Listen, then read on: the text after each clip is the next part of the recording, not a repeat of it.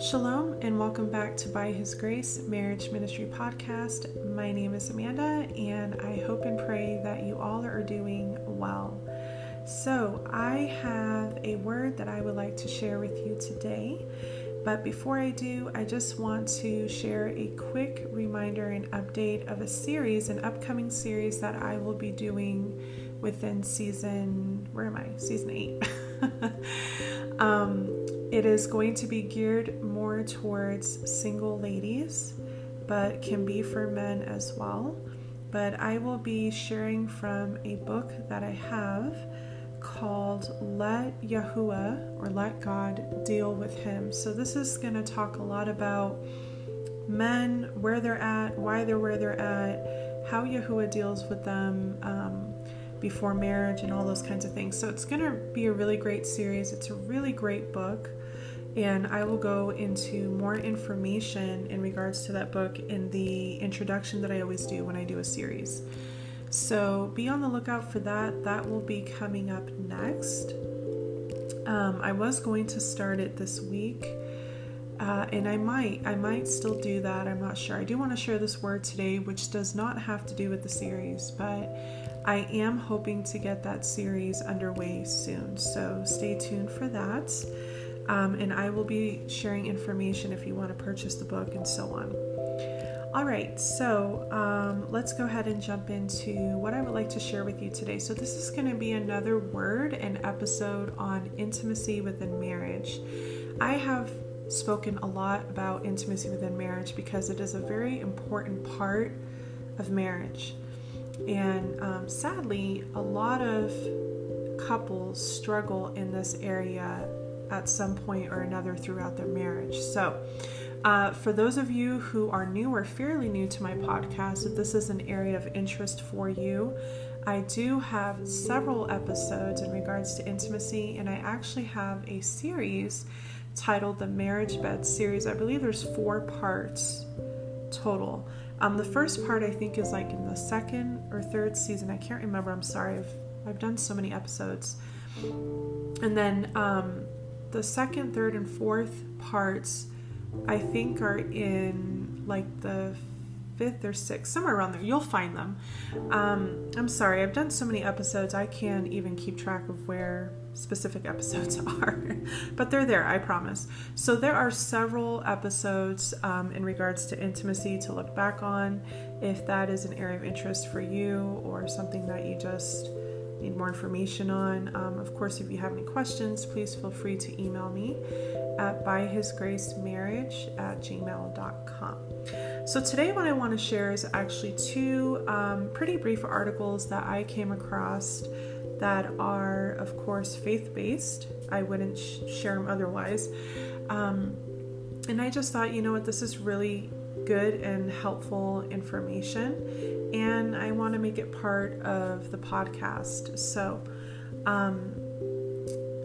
I just feel that intimacy is so important, you know, and I've talked a lot about this, as I've said earlier, and there are different levels of intimacy, and there are different ways to be intimate within your marriage. So again, I highly recommend, if you haven't checked out any of my episodes just talking about intimacy within marriage, I would highly, highly recommend you do so. The Marriage Bed series is a really great one as well. So just wanted to add that in there. So anyways, let me go ahead and jump right into what I want to share with you, these 2 articles that I came across. So these articles are both by I guess you can call it a marriage ministry / website called Ultimate Intimacy. And this is a great website, and it's also a phone app. And I believe I referenced this app in one of my Marriage Bed episodes to really have and utilize between you and your spouse, because it just has a wealth of information and some really just great ideas. They offer, you know, games and conversation starters and all kinds of things like that. So, and it is faith-based. Okay, so it's quite wholesome, and I have the app myself, and I just think it's really wonderful. I highly recommend it. So these 2 articles are from this ministry, from this website. So I want to go ahead and share it. And the first one that I want to share is just talking about the importance of initiating intimacy or initiating lovemaking. And what it's going to go specifically into, and I've talked about this before, where in marriages it's perfectly normal. Intimacy is an important area of marriage. And it's going to be natural and normal for every marriage to have its ebb and flow, or have high frequency and low frequency seasons of lovemaking. And again, it's normal for that to happen. It also widely depends on what is just going on in life in general. Sometimes illnesses play a role. Sometimes you might just be going through a rough patch, or maybe your spouse is working a lot, or maybe there's just a lot of fatigue, or having children, your family's growing. There are so many different factors in life that can affect intimacy, but it doesn't mean that we should just give up and not focus on restoring it or rekindling it or maintaining it. So even though there will be seasons that will be high and then will be low in that area, we shouldn't quit or give up on trying to maintain and sustain that. Now, also within the husband and wife, usually there's a spouse that may have a lower drive or lower desire, to where it seems that the spouse that has a higher desire and higher drive is usually the one that initiates the lovemaking most of the time, which I have encouraged women, wives, to initiate with your husbands. It doesn't always have to be the husband, and it shouldn't always have to be the husband to initiate lovemaking. If you are feeling in the mood and you want to love on your husband, do it, initiate it, make the effort to do so, whatever that takes. Plan it throughout the day if you're home. Your husband will be so happy and thankful that you did. And it's romantic, and it's important. But within couples, there will be one spouse that will probably have more of a lower desire or lower, I forgot the word, I'm so sorry. A lower desire and a lower drive, there we go, to initiate. And that could be just due to several different things that can be going on. It could be due to health reasons. It could just be a lot of different things, sometimes life just can consume us, and other things kind of take a back seat. And it does happen, it does happen. So I want to talk a little bit more about this, and this is what this article is going into. So why is it so important for the lower desire spouse to initiate sex once in a while? And then it's going to include 12 fun ways to do so. So just to kind of help out that spouse that maybe isn't really one to take initiative or take charge when it comes to that. So often in marriage, it is the higher desire spouse that is always initiating. So I'm reading the article now, and I'm kind of repeating what I've already said in my own words. But it says, so often in marriage, it is the higher desire spouse that is always initiating sex with the lower desire spouse. However, it is so important for the lower desire spouse to also initiate sex in the marriage to show their spouse how much they love and care about them. So why is that? Here are a couple of reasons. Number one, in a relationship, it's important for both spouses to feel desired and wanted. Because if not, it feels one-sided, right? And one-sided isn't a great feeling. If one spouse consistently takes the lead in initiating sex, it can create an imbalance and potentially lead to feelings of insecurity or dissatisfaction for the other spouse. By the lower drive spouse occasionally initiating, it helps create a sense of mutual desire and demonstrates active participation in the sexual aspect of the relationship. Number two, initiating sex allows the lower drive spouse to take an active role in their own sexual satisfaction and desires. It can enhance their sense of empowerment, self-esteem, and assertiveness within the relationship. Excuse me. Number three, initiating sex can open up channels of communication between spouses. It allows the lower drive spouse to express their needs, preferences, and desires, fostering a deeper understanding of each other's sexual wants and creating an environment of open and honest communication. Number four, By taking turns initiating lovemaking, it adds variety and novelty to the sexual relationship. It prevents the sexual routine from becoming stagnant and monotonous. Or I'm not sure how to pronounce that word, I apologize. Making it more exciting and satisfying for both spouses. Excuse me. Number 5, initiating sex can be an expression of love, affection, and intimacy. It helps to foster a deeper emotional connection between spouse and reinforces the bond in the relationship. So, excuse me, I'm so sorry. My throat this morning. Okay, so fun ways to initiate making love. So, number 1, you can lay out lingerie on the bed or just climb under the sheets naked and surprise your spouse. Number 2, you can do, and this is like a date night thing, but you can do like a naked movie night.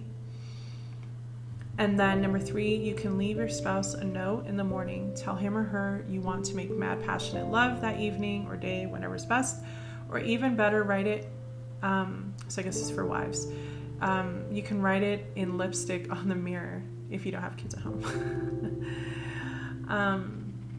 You can also send your spouse a sexy text about being intimate later. You can whisper in their ear all the things that you would like to initiate with them later on. You can, so they're just also talking about, they have like these things on their app that you can implement if you want. Like they have these cards and stuff that you can use. They're actually really cool. Some of it's free, so I would definitely check it out and see if it's something that you and your spouse can utilize. So that's it for that. Now I want to go ahead and let's see. I want to read the other article. So again, this has to do with intimacy. We're going to kind of go into a little bit of a different area with this, but it's still intimacy. So we just talked about the lower desire or lower drive spouse initiating lovemaking more. Now what happens when there comes a time that there is sexual rejection, okay? Which also is normal and does happen. It doesn't mean that your spouse doesn't love you anymore or doesn't desire you or is no longer attracted to you.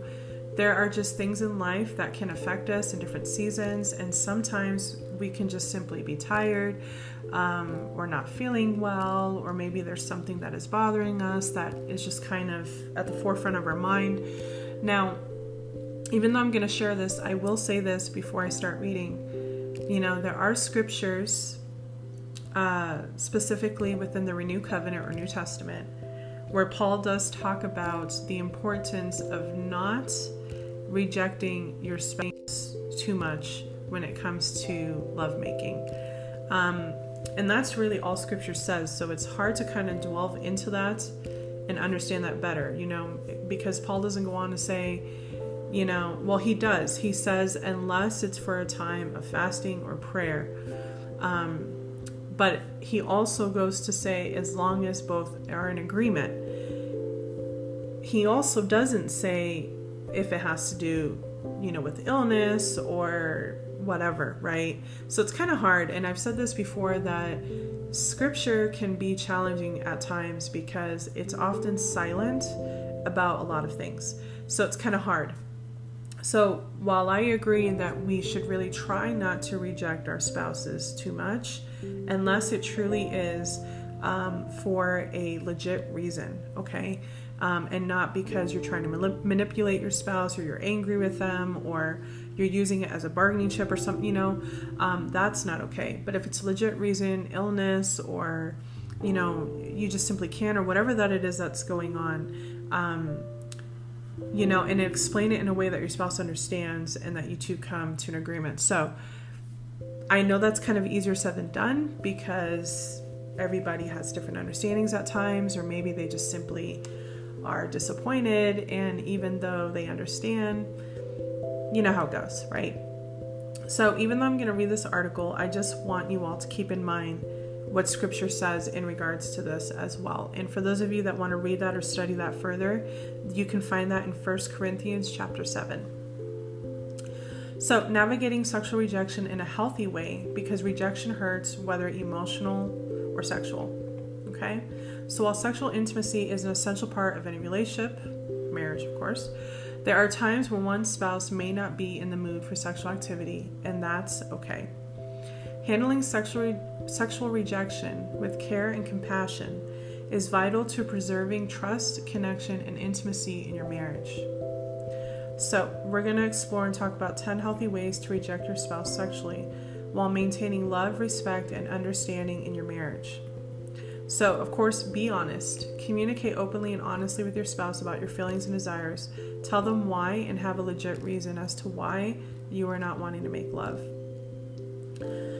Express love and affection. Reassure your spouse that your rejection is not a reflection of your feelings for them. Express your love and affection in other ways, such as cuddling, kissing, or spending quality time together. Offer alternative activities. Suggest alternative ways to connect and bond with your spouse that doesn't involve sexual intimacy. This could include going for a walk, watching a movie, or simply talking and sharing your thoughts and feelings with one another. So, of course, rejection in marriage hurts. It's painful and comes in different forms, which can include having your feelings be unvalued or ignored, not feeling desired or wanted sexually, not feeling appreciated in your marriage, not feeling cared about when you are down or not feeling good, your spouse withholding affection and physical touch, your spouse not putting an effort or caring about your needs, not feeling like your spouse wants to talk to you or listen to you, and feeling like you have to beg for attention over your spouse's phone or other things. So, set boundaries. Establish clear boundaries with your spouse regarding sexual activity and make sure they understand and respect your limits. I actually had somebody ask me, and again, I was supposed to I did an episode on boundaries, more or less. I didn't really get that far. I kind of ended up talking more about different types of abuse, and I kind of honed in on emotional or psychological abuse, which then led to boundaries. And I was supposed to do a series on boundaries, and I haven't because I'm still working on that and learning. But somebody actually asked me, there's boundaries in a marriage? Yes, we have to have boundaries in every relationship, including our marriages. And boundaries are so important. And I really can't wait to be able, in Yeshua's name, to do a series on boundaries, because that is going to be so vital. So hopefully I'll be able to do that soon. But yes, there has to be boundaries in marriage as well. So let them know what you're comfortable with and what you're not comfortable with. Every couple needs to discuss how much sexual intimacy is comfortable in the marriage and find a healthy balance. Now, I talked about this in one of my intimacy episodes where a lot of couples actually don't talk about sex with each other, which is crazy to me. With such a sex-crazed world and society that we live in. But I guess amongst believers and within marriages, husbands and wives are not coming to each other and talking to each other about whatever they need to talk about within that area, what they like, what they don't like, you know what I mean? Like, and I've said this before, it's so important to talk about these things with your spouse.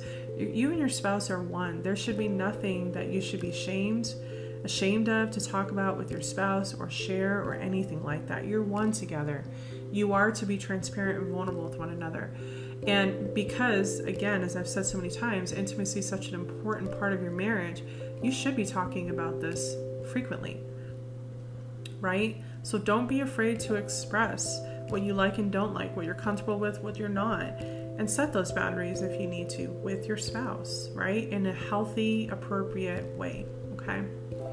So also provide reinsurance. Reassure your spouse that your rejection is not a rejection of them as a person, but rather a temporary lack of desire or readiness for sexual activity, whatever the reason may be.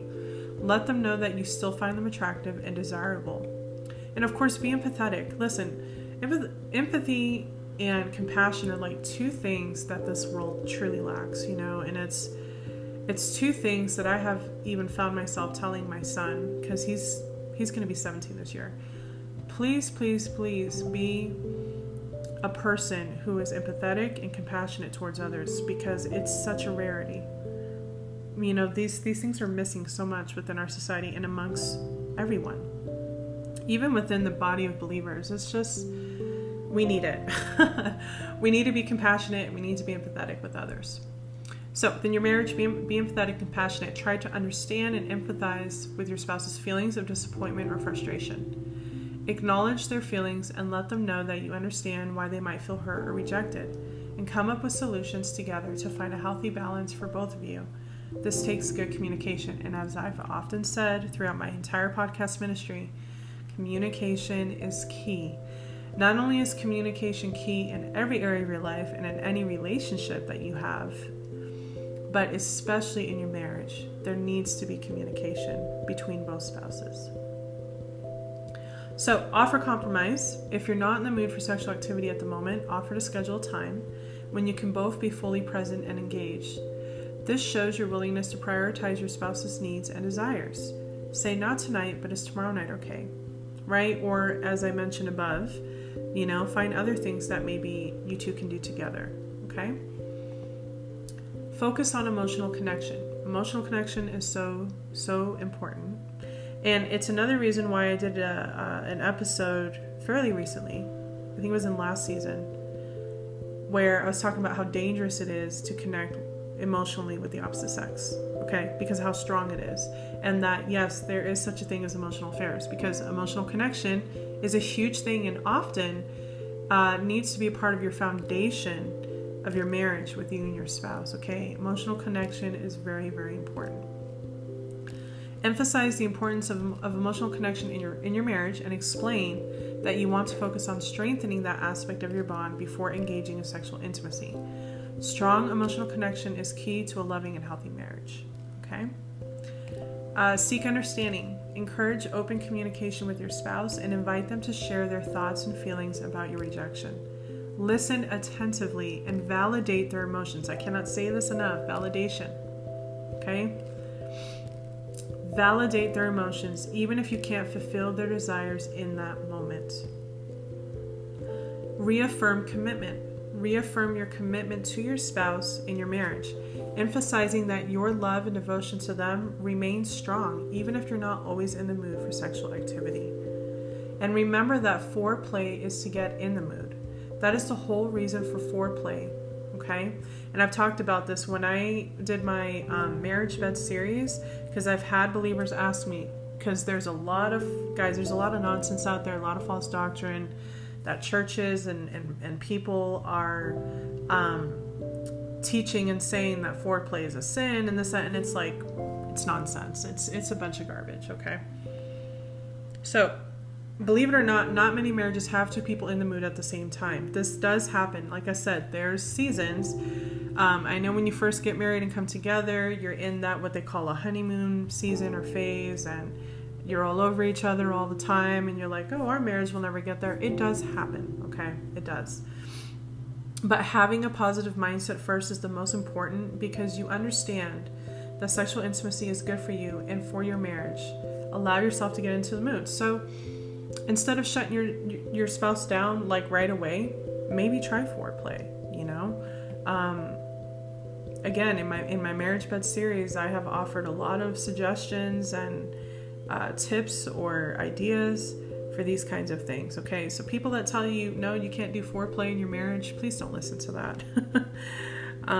Like I said, and I've said this before and I'll say it again, I don't believe that Yahuwah is an Elohim that created sex, gave it as a gift in marriage, and then it's just like, you guys can only have vanilla sex every single time. It's just, and I'm sorry to be blunt, I just don't see him saying that or even thinking that, I mean, even when you look at Song of Solomon, read that and come back and tell me your thoughts on that, because I'm pretty sure what they're describing there has a lot to do with foreplay. Okay. So yeah, anyways, just if you haven't listened to the marriage bed series, I highly recommend that you do. If you are already married, or even if you're not, you can still listen to it and be prepared. All right, so let's get back to this. Is it just the rejection that really hurts, or is it how the rejection happens that is the gut punch, right? So, obviously, I mean, as humans, we have feelings, right? Our feelings get hurt, and automatically, especially depending on what kind of upbringing we've had, what we've dealt with, if we are someone who is broken in that area or was, and we needed to heal, maybe we experienced a lot of rejection throughout our life with different people, friends, family, work, it can be hard to be rejected by your spouse, especially in a way that is so intimate, that expresses love to one another. But remember, it's not the only way that love can be expressed, right? So take it to, Yahuwah in prayer. And again, do everything that I just said, openly speak with your spouse, ask them questions, let them explain to you why, or vice versa, whoever it is that is rejecting at the time, okay? Rejection is okay if it's healthy.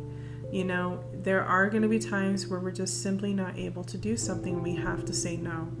It doesn't mean that your spouse does not love you. It doesn't mean that they no longer find you attractive or anything like that, okay? So, and I believe that's it for that. So once again, and I will always say this, even when I was counseling, communication is so vital, okay? Communication is key for a healthy marriage. If there is no communication, unfortunately, you're going to start to see serious problems within your marriage.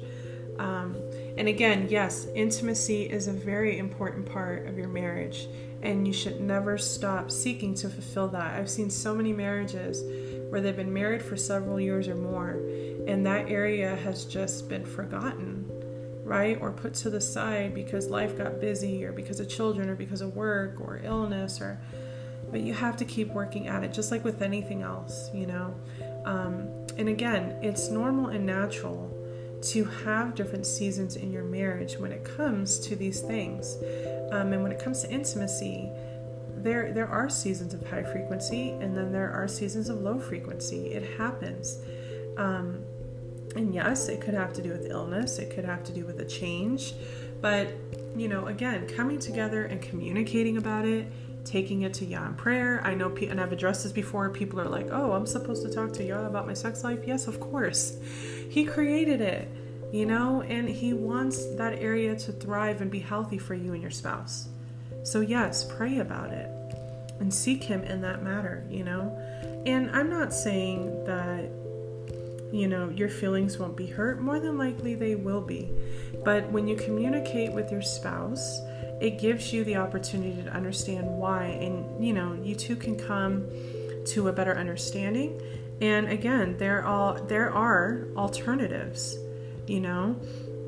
There are other ways of being intimate. Intimacy is not just sex. It's not just lovemaking. Intimacy is other things as well. And there are many ways that you can show your spouse that you love them. Now, what I will say again is, study scripture concerning this, but try not to make it a habit. Make sure it is a legit reason, okay? If you are struggling with something mentally, maybe you're feeling depression or anxiety, seek Yahuwah in prayer. Let your spouse know what you're dealing with and what you're feeling. And in other cases, you may need to seek professional help. And if you are going to go that route, I will say, please seek someone who is faith-based, okay? And pray. If you're struggling with something like that, if you're experiencing burnout because you're working too much, you need to pay attention to that. Try to get that balance out. Remember, there is an order. For any men that I might have listening, try not to allow your job to consume you constantly. And I know it's easier said than done. You're the provider, you go to work, and work can be hard and can really take a toll on you. But remember that you have a wife and a family, right? That need you as well. And that's the thing, and it's one of the harder things that we often face, men and women, that we have to balance life, right? But we can do it through him. He gives us the way, he gives us the understanding, and he gives us the strength. If he brought us into marriage, if he gave us a family, however many children that is, and whatever it is that you have, he gave it to you for a reason, and it means that you can handle it. You can do it. Just always seek him and always keep him first, right? And again, communication. Work at it. If one spouse quits or both, unfortunately, it won't change, and it'll just continue to get worse. Okay? So I hope that helps for anybody that may be experiencing this. And again, just something I wanted to add that I came across, and I thought, this would be useful information to add. on the podcast ministry. So of course, if you have any additional questions or concerns, please feel free to email me at byhisgracemarriage@gmail.com. And in closing, again, just want to say, stay tuned for the series that I have coming up. I hope to get it started this week, if not next week for sure. In Yeshua's name, I hope to get that going. So stay tuned for that. As always, I enjoy coming on and sharing with all of you, and I always look forward to connecting with you all via email. And as far as counseling goes, I'm still not quite sure if that's something I'm going to continue to pursue or not. So I know I've had a few people ask me. I'm happy to answer questions and things, but as far as one-on-one counseling, that's still something that I'm not quite sure on. And a lot of that has to do with what's going on in my personal life right now. So maybe I might come on and share it one day. I don't know yet. We'll see. Maybe once I get through it, I'll decide then. So anyways, with all of that being said, thank you all so much for listening, and I will talk with you in my next episode. Shalom.